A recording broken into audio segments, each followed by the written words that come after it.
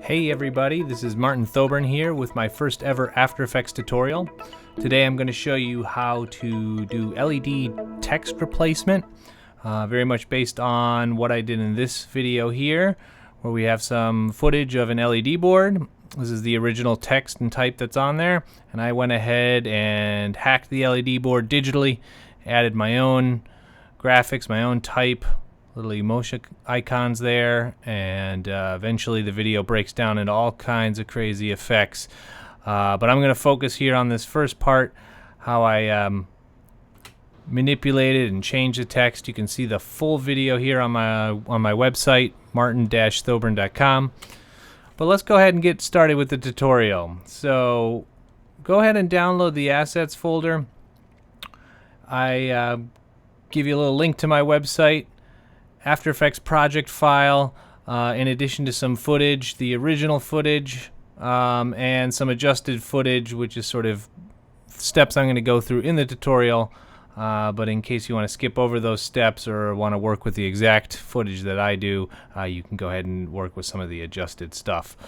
So first things first, let's go ahead and launch After Effects. This tutorial is not After Effects specific to a version. You could be using CS6, CS5, 5.5, or even the new Adobe Creative Cloud. Really doesn't matter as long as you have access to Mocha for After Effects or Mocha Pro. This tutorial is not very version specific. I just wanted to note that this tutorial is not for beginners. This is an intermediate to advanced tutorial. Most importantly, that maybe you've done a little bit of motion tracking with the built-in tracker. Maybe you've used Mocha before, but definitely not a tutorial for beginners. So first things first, let's go ahead and import our media here. I'm going to go ahead and start with this original movie file. Under footage original, grab this original 24 frames a second movie, import it into After Effects, and let's drag it down into a comp window here and get going. For some reason I saw something that said we were using Ray Trace 3D. I'm not sure why. That was probably just a preference set from my previous project. So as you can see here, this is the original material. This is a Jenny Holzer LED board in the UMA Museum of Art here in Ann Arbor, Michigan. I was lucky enough to work on a film for the Many Voices project where I got access to shoot this footage and permission. We're going to replace this text with something crazier. Now, as you can see, I shot this with a very wide angle lens. If you notice, there's a lot of barrel distortion to the actual footage. For a good track, it helps to kind of remove some of this distortion. Also, because we're going to be doing a corner pin track, we want to get a nice square, and because this is so rounded, it's going to become a little bit problematic. So what I decided to do for this is do something called optics compensation. If you type that in to your effects panel here, you get this little effect. Go ahead and drag that on the footage, and if you sort of play around with this field of view here, you can see what it's doing. It's sort of distorting the footage like a lens does. Now this is making it worse, even more distorted. That's not what we want, but if you click on this little check switch here, reverse lens distortion, that will take care of that problem. And we kind of just got to dial this in. I'm sort of do this by eye. I found that for this piece of footage, 36 seems to work great. So now that we have this undistorted piece of footage, I'm actually going to render this and re-import it, mainly because we need to track this in Mocha, and we need a original piece of footage for that. I don't like tracking comps. It'll be faster if we just have this rendered out. So I'm just going to go ahead and add this to the render queue. It's best to export this as ProRes.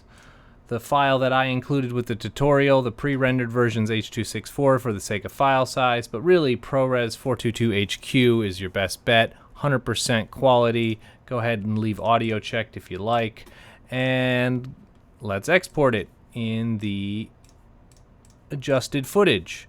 Now you'll see here the one that I've included, but we can go ahead and rename our version ProRes because this is going to be the higher quality version, and crank it out. Boom, so now I've got my undistorted footage, and I'm just going to go ahead and import that ProRes file I just rendered out, or if you prefer, you can just grab the version I included with the tutorial.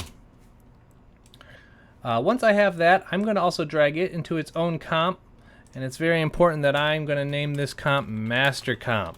This is something I do often, keeps things organized. This is going to be the main comp I'm working with. I'm going to make a little folder called Media, organize things a bit here, and this older comp, undistorted. That's the footage we undistorted. This master comp, this is the ProRes file that we just imported. All right, so now we need to track this. The corners we're going to try to get here. We could do this in After Effects with After Effects built-in tracker. I find that Mocha is a little bit better up to the task for this, and we'll do a better job. So you'll need to make sure your layer is selected under Animation, Track in Mocha AE, and this is going to launch Mocha for After Effects. I do not want to register. All right. So we get this new project window that pops up. Most important thing really here is that your pixel aspect ratio is correct here. HD, there's just a 1 pixel aspect ratio, and in this case frame rate, extremely important. Now the footage that I've given you is actually true 24 frames per second. If you happen to be shooting your own material, it'll probably be at 23976 or 2997, but this footage was retimed to 24 for various reasons I won't go into. All right. Here we are in Mocha. It can be a pretty intimidating looking program if you've never used it before. The interface isn't necessarily always intuitive, but a little bit of time in here and you'll kind of get the hang of it. We're going to do a pretty easy track. To start a track, you need to either use the X-spline or this B-spline. X-splines are really great quick ways to make a track. Unlike After Effects, Mocha tracks planes using shapes. So instead of specific points, you can track entire regions. And if you look, this is a very flat surface. So what we're going to do is create a box around this entire flat surface. Now, your instinct might be just to highlight the LED board, the region that we want to isolate, the text area that we want to get rid of and remove. But in this case, that's something we're going to do later when we adjust the track. For now, what we want is just to create a rough shape. It can be very rough. Go all the way around, connect back to your original, create something like this.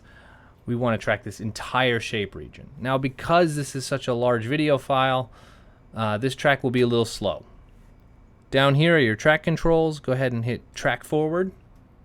And you're going to see up here in the upper right that Mocha is starting to analyze the frames and start spitting through the project file. Now it's going to take a bit of time, but while it's tracking, there's a couple things we can do. These are some controls right here. This box here is our corner pin tool. So this is where we're going to lay our actual corner pins, that the box square region that we want to have isolated. We'll do that later. And if you click this little pink tool here, you're going to get a grid, and you can just sort of turn the grid on and sit back and watch and make sure you don't get any kind of funky distortions or nothing gets really weird. But it should just sort of fly through, no problem. It's going to be a little boring. One thing we can do is down here in motion is make sure that perspective is checked. Since we do have some larger motion at the end, right now there hasn't been much motion going on, but if you check this later on in the video footage down here where we have larger motion as the camera moves farther back, that'll just help with those movements.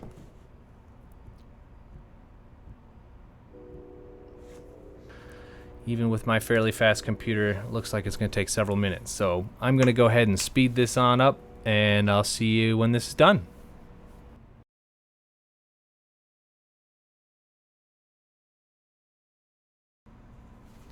All right, and we're done. On my machine, that took about 5 to 7 minutes or so.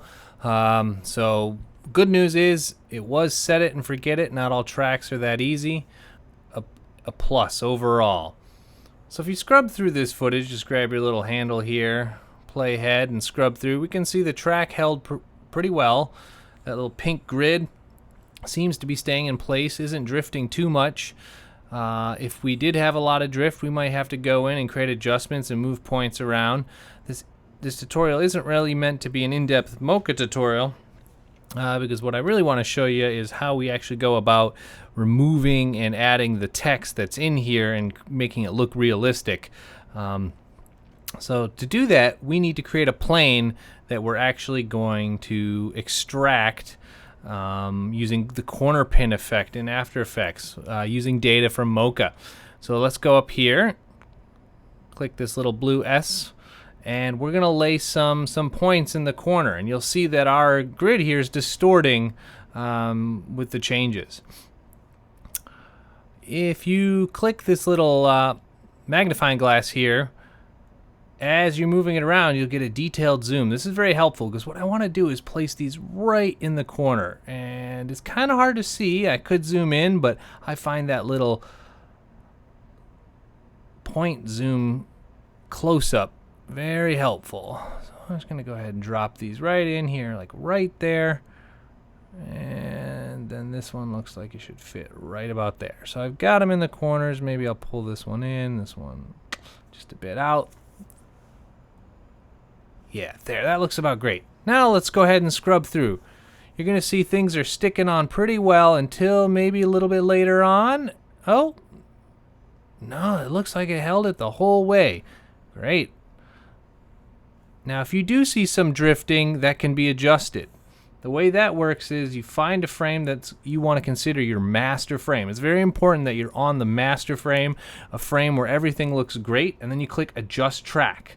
And this is if you were to go through, and if something drifted at all, you could go in and adjust it. And you'll see the master frame and your current frame, and you can go ahead and add some extra points and fix any drift that may have happened. Now I'm just going to go back to this keyframe and delete it because I don't actually have any issues with that. However, depending on the type of shape you made and how well your track went, you may see some drifting. So go into Adjust Track, change that up. If you have any issues, just drop in a keyframe, line it all up where you need it.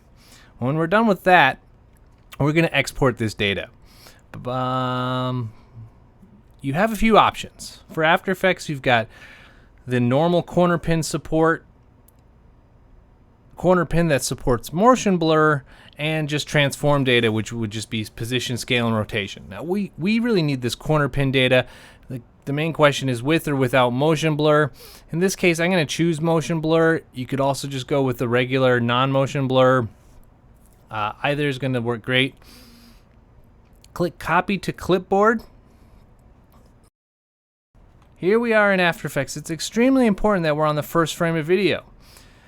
Now we need to paste this data onto something. We don't want to paste it onto this layer, so let's create a solid. Layer, new, solid. All right, I'm gonna pick an obnoxious color just for the fun of it. Maybe some bright pink. Boom, got my solid in there. Edit, paste, I'm pasting those keyframes, and there it is. We get to see our track in action. We've got a plane perfectly locked in with our LED board. And that's the first step to getting this effect to work. If without a good track, this effect will totally fall apart. Now that we have it, comes the fun part. So let me go ahead and save my project. It's always good to save stuff. Here we go. On my desktop, LED tutorial. I'm just going to call this demo LED. All right. So this solid here, we want to move this into its own composition, and then we're going to do all of our effects in there. So the easiest way to do that, layer, pre-compose, leave all attributes, and I'm going to call this LED board. Boom. And if you look, the corner pin effect is still there, and under scale, rotation, and position, there's keyframe data still inside of this comp. And if I open the LED board, I've got this pink solid in here all alone. And if I hit grid in my effects finder here and apply the grid effect to this magenta solid, I just want to show you what's happening. Inside the master comp, this grid is getting smushed down. So here it's scaled to 16:9 proportions. Here it's being smushed down to this wider aspect ratio, whatever this is, maybe 20:2 or what, who knows. But it's getting smushed down. So that's really important to understand what corner pin is doing. It's taking the outer edges of your frame, a 16:9, and smushing it to whatever track points we had. So let's go ahead and insert an image of this LED board. Now, it just so happens that I have provided that image for you. When I shot this video,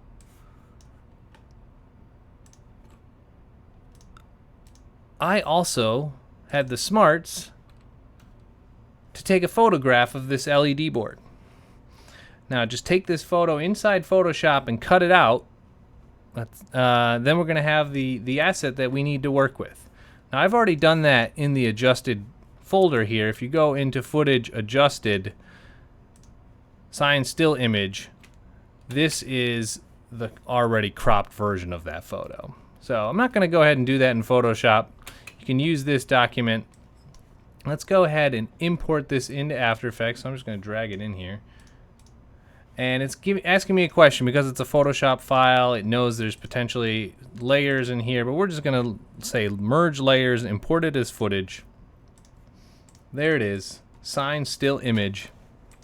And then we want to make sure we're in the LED board composition. Let's go ahead and drag this layer in and scale it to size. So I'm going to scale it down. Something my thinking is something close to say 64, so that this dark edge is lining up. And then I need to scale the height, but separately from the width. So I'm going to uncheck this here, stretch it out, move it down a bit. Something maybe right around there. That feels pretty good to me. Now this looks totally crazy that we have this stretch board, but remember that corner pin effect is locking it right in there. What we're seeing here is actually that photograph. If I go here and turn off this layer, there's our original text, and if I toggle that back and forth, that's looking pretty good there. Now it looks like our LED sign's just a little bit too big, just by a hair, so I'm going to go in, maybe just bring down that scale just a hair, reposition, leaving a little space at top up there, and try that. Now that looks pretty good. Now I could maybe get a little closer, but for this tutorial I'm going to leave it right at that. So, other thing I want to do is if you look closely to our corners here, when I turn this layer on, you kind of get this hard edge. We have this darkening in here. We really don't need any of that. We really just want this red area. So in the LED comp, I'm going to go ahead and create a mask just around this section. Boom. Now I've cut that out. Now that background guide layer that I used, I can go ahead and delete that. I don't need that anymore. I just need this, and under my mask options, hitting M here, under F for feather, go ahead and maybe give this 5 pixel feather, so it softens that edge a little bit. And now when we go back, look here, we have a less dramatic effect. Go ahead and turn that on and off. And that's looking pretty good. Remember, it's going to be seen from afar. And if we wanted to, we could go in and clean this up a little bit. Looks like I'm a little bit off. I might need to position this up. Might still mess with my scale a little bit. Till it's really lined up. All right, it's pretty good. Let's kind of scrub through. Looking good, looking good. All right. So I'm going to call this layer LED board background. And I'm going to duplicate it and call this LED animated. So I've created two versions of this. This is important that I have two duplicates of this layer, because the top layer I'm going to move into its own composition, pre-compose. And again, I want to leave all attributes. So LED board animated comp sounds like a good name to me. All right, I'm going to open this up, and look, our layer is unstretched. That's because all the scaling's happening in this comp, and in here we have the unstretched original comp. And this is where we're going to create our text.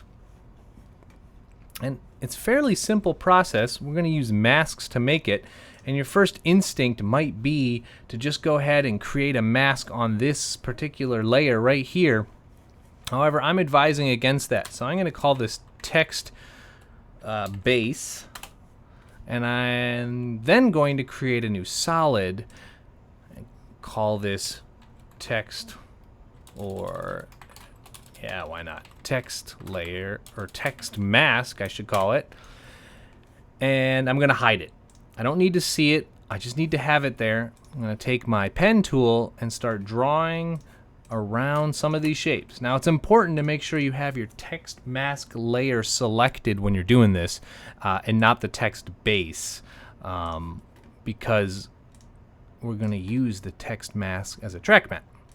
So I'm just going to go in here, maybe draw some fun shapes. Now in my original, I had taken the time to actually make text, but for the purpose of this tutorial, I'm just going to make some fun shapes. So here we got a weird shape. I'm going to maybe make a second shape, something simpler perhaps. And you can make as many masks as you desire around. So if we look, what we're doing here is we're just creating a cutout. And the reason why I'm doing it this way is so I can animate this layer. It's much easier to animate it using position keyframes than it is to animate all these different masks. So let's see how this looks. I'm going to take this text layer. I'm going to make sure track matte is visible. If you don't have it, go check down here in the bottom left corner. Make sure you can see your track matte, and say we're going to use alpha matte. Alpha meaning looking at the alpha channel of this text mask above it. So yes, I want to use the alpha layer of that text matte. Boom, and what we get is this nice cutout shape. And if we look up top, we can animate the position of this.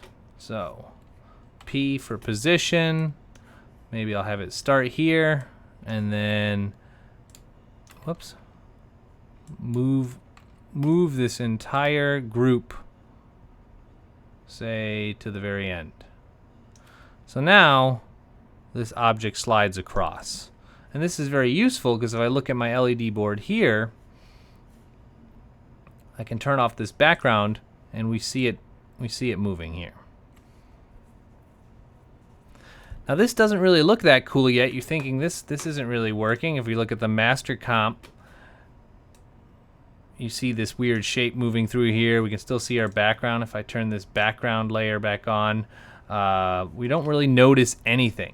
That's because we need to, in this LED animated composition, increase the brightness of these dots. Easiest way to do that is with the levels effect. So make sure you're in the LED board layer and that you're applying these levels to the LED animated comp. And go ahead and increase the brightness. And we're going to have to just sort of play around with this until we get just sort of the dots lighting up here. I mean, it's really just a little bit of trial and error. I just want them lighting up like that. There we go. That looks pretty cool. See what works. That's looking cool. I like that. And just to give it some extra pop, I'm going to add a glow effect. Glow. Scroll down under stylize, glow. This is one of my favorite effects. It's very useful. Go ahead and drop it on here as well. And start playing around a little bit with this radius. Kind of shorten, make the radius a little smaller. Increase the intensity. maybe mess around with that threshold a bit, lower that threshold, really let it pop out. And now I've got some glowing LEDs here. And if we turn on this background layer again, you can see what's happening. We're getting these LEDs working. We might have to lower our black point a bit so that we're not making them too dark. We don't want to see that dark black come in. We just want to add brightness. So there we go. That's a little better. Cool. So now I've got some animated LED action going on in here. So if I go back to this animated comp, I can duplicate the base and the mask, and I'm just going to go open up the text mask, hit U, look at the keyframes, go to the beginning and delete these keyframes, and then hit M for mask and delete these masks and create some other shapes. All right, let's see, what are the shapes I want to make now? Maybe, so I can make a big block.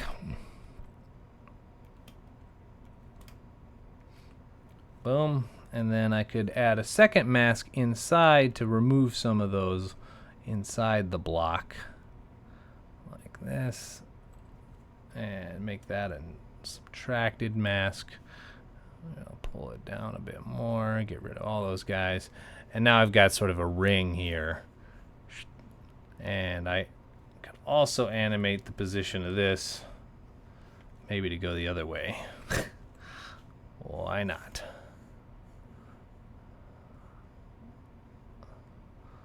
And maybe I'll shorten up the animation a little bit there.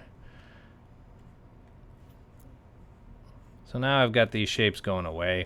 You can make any kind of shapes, any kind of text layers you want.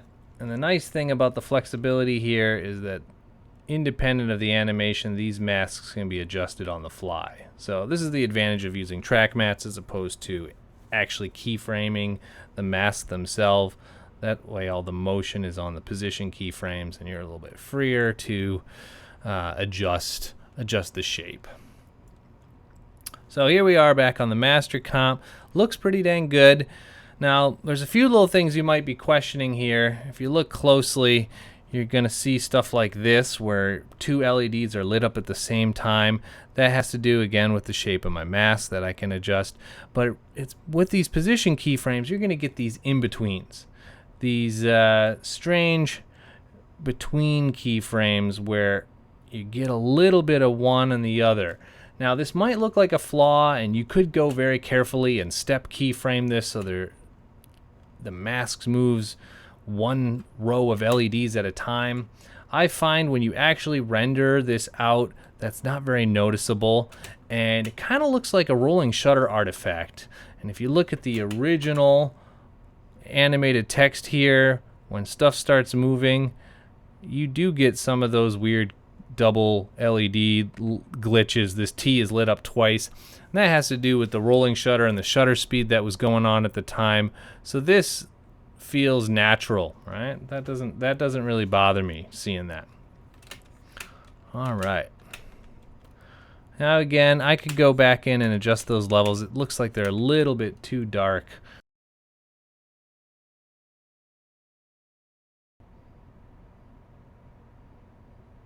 There we go. All right, so next step. This looks pretty cool. However,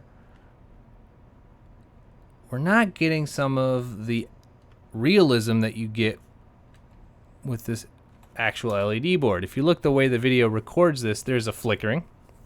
There's this stutter. And we got to emulate some of that. It's not too difficult. The way we can get some of this to flicker is by an expression. If we look here under the transparency, we can mess around with this transparency. Now, instead of keyframing this, I'm going to add an expression on the keyframe while holding down the Option key on the keyboard or the Alt key on a PC and type random 20. What that does is generate a random number from 0 to 20. Now that's way too dark, But what I really want is a number from about 80 to 100. So if I add 80 to this, plus 80, I'm going to get anywhere from 80 to 100, because 0 plus 80 is 80, 20 plus 80 is 100. So that gives me a little bit of flicker. If I watch this and render this out, we're going to see that things just sort of pulsate a little bit. And that's going to add a little bit of believability in the flickering. The next thing we can do, if you look closely in this master comp, is there seems to be sort of a pulsing from top down, that not all the LEDs are flickering at the same time, but there's some of them on the top, some on the bottom, and there's sort of this undulating pattern. Well, that's pretty easy to replicate as well. So let's go ahead in the LED board, layer, new, solid, and we're going to call this wiggle strobe, or whatever you like. Maybe I'll change it from pink to black. And then apply fractal noise. Fractal noise, there it is. Fractal noise, super amazing effect. What it does is creates this sort of weird cloudy looking stuff, but we can stretch this fractal by going under transform, scale, and we're going to increase the scale here. But before we do that, we need to make sure to uncheck uniform scaling, because what we want to do is scale the width significantly more than the height. Now 600 maxes out here on the slider, but you can keep stretching it and stretching it out. If you hold shift, this will go even faster, and we're just going to really crank it to an extreme level. Now we're getting these banding type bars. And then if we adjust the height, we can kind of increase the width or decrease the width of what that looks like. So just go ahead and kind of dial that in by eye. So now I've got this band, and if I use this evolution pattern, you're going to see it ripple in this vertical manner. So it's important to keyframe this. Let's go ahead and start at the beginning and turn on keyframing for the evolution. Move to the very end, and I want about one evolution of this per second. I've got a 15-second comp here, so I'm just going to go ahead and say 15 times on the evolution. So now if we play this through, we're going to get this kind of effect going on here. So now we want to take this light and dark luminosity information and apply it to the layer below it. And again, the track matte is the solution. Instead of an alpha matte, we're not looking at the alpha channel, we're looking at a luma matte. We're looking at the light and dark luminosity of these pixels, and we want to use them as a cutout shape for this. That's essentially what a matte does, is it cuts out a shape here. So I'm using luma matte, and now if you look, these LEDs are kind of flickering and strobing in a vertical manner now.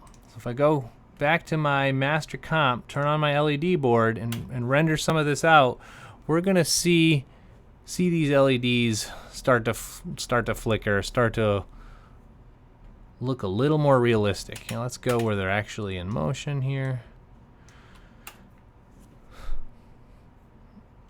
Render that out. So now I'm getting something that's believable. The effect is it's subtle because of the opacity shift. We're not noticing those dark edges anymore. Well, let's see what that looks like. Beep, beep, beep, beep. Now I think this should maybe animate a little faster, so I'm going to go to my animated text here and just kind of maybe make this happen in 2 seconds or something.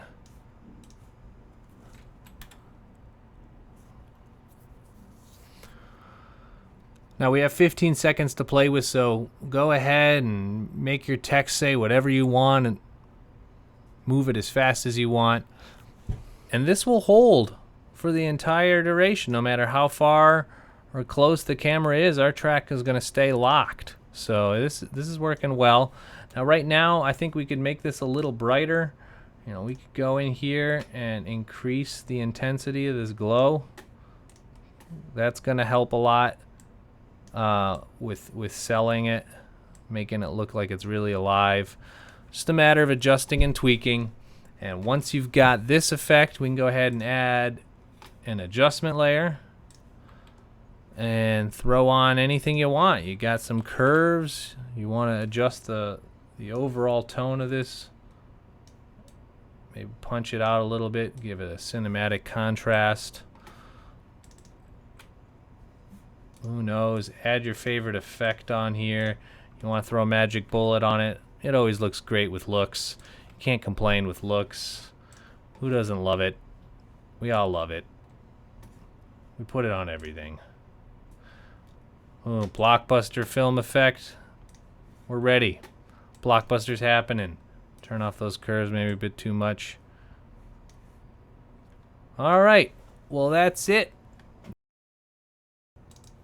Oh, and if you're interested, go ahead and check out the LED Complete project file that I include with this tutorial. If you want to see the actual project file I used in the Words Tend to Be Inadequate video, I've got a link to the website here. You can watch the whole video there, and make sure to check out more of the other videos made for the Many Voices project at UMA while you're there. But here you go. Here you'll see this project file. It's basically the same setup that I demoed, just with a lot more text effects going on. I've got glitch text, all that, numbers going on, weird stripes, all that coming in here. And there you see it on the final board. This version really has all the contrast and colors figured out. So feel free to dig through that, see how I went about it. Try it for yourself, follow along, but feel free to check out that finished project file. I threw that in there for you as well. All right, well, that's it. That's my first After Effects tutorial. If you have any questions or comments, please leave them below, and have some fun while you're doing this. All right, take care.